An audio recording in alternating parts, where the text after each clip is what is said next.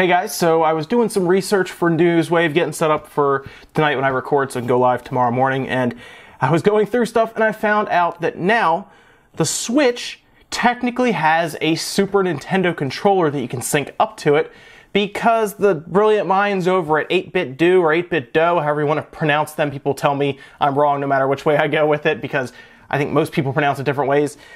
They have now updated the firmware for the SNES 30 so that it works with your Nintendo Switch, which is insane because now the Switch has one of my favorite controllers ready to go wirelessly. So let's check this out here now. In order to do this, you need to update the firmware on your controller to version 4.0, which is pretty new because this, from what I could tell, this just went into effect like yesterday.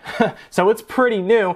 But overall, it's pretty easy to do. You want to put it into firmware update mode, which you, from what I could tell, it's kind of finicky, but you want it to be off, and then you hold L and R and start for 3 seconds, and then you will see them kind of alternate back and forth. At that point, you plug it into your computer, and you load the update file that you can download from their website. It's pretty straightforward, takes maybe 30 seconds to update when you get it all right. You have to try it probably a couple times. After that, you're good to go. So in order to put it into Switch mode, you hold start and Y for about 1 to 2 seconds. You'll see the light on the top go solid, let go after a second or two, and then you'll see the light on the top blink 4 times whenever it cycles. So it'll cycle, it'll blink 4 times, and then it's in Switch mode. At this point, you go to your Switch, you go down to System, and then you'll see where it does the change controller or grip, pick that, and then sit there for a second, and all of a sudden, you'll see your Super Nintendo controller show up as a Pro controller. Hit A on your controller and you're good to go. It is now enabled for Switch mode, which is insane. So let's take a look here. I'll show you guys a couple games with me playing using the Super Nintendo controller. So guys, here we are with the Switch right here, and let's just play around with it. This is again with the Super Nintendo, the SNES 30.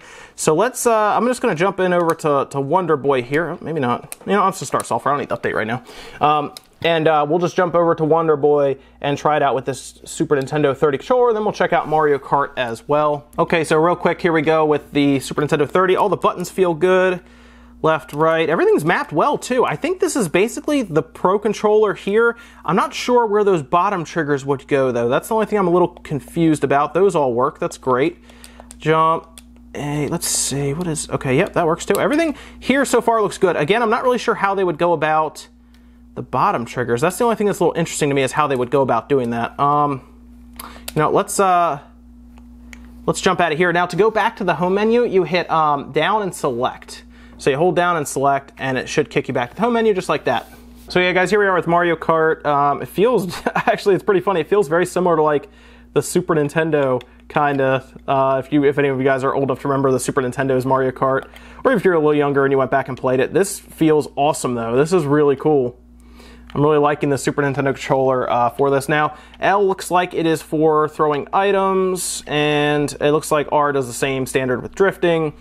And yeah, pretty happy with what I'm seeing here. This is awesome. The D-pad works great for this. Overall, guys, I gotta give it to them. That is an awesome update. It's great if you're a fighting game fan, obviously, because something like Super Street Fighter 2, obviously, Street Fighter 2 is coming out Friday, so you would have a Super Nintendo controller to play it much like it played on the Super Nintendo, and you'll have a very good D-pad. I mean, this is an awesome D-pad. I mean, it is to the point that you want it to, where people have complained that you can press down all 4 sides of the D-pad on the Pro controller, for example. Not the case here. This is a straight up D-pad where you push one side, you can't push the other unless you let go of the other side. So this is as straight up as you can get with a controller that is old school, I guess you could say. And this will work great for any of the virtual consoles that are inevitably going to come out, those games with Mario, or if you want to play Mario Kart, this works fine. It's amazing. So yes, the range is good as well. You can sit back pretty far if you have it hooked up to the TV. 10 to 12 feet is what I tested with no issues. And overall, guys, this is an awesome controller. It's like $30 or $40. I'll have a link down in the description, guys, to Amazon where you can pick one up through Amazon Prime shipping. Comes in a great looking box. I did a whole video on this. You can check out here in the card. Did a whole video on unboxing. I even took it apart and checked it out. And this controller is quality. So hats off to them. Awesome work overall. I'm very happy with it. So yeah, guys, that's it for now. Definitely check it out, though, if you want a straight up old school controller that reminds you of the Super Nintendo, or if you just want with a solid D-pad. We're good to go now, guys. I'm very excited about this. So I'll be using this whenever I'm doing TV mode, or even in tabletop mode. It works fine. I'll see you guys tomorrow morning though for Newswave.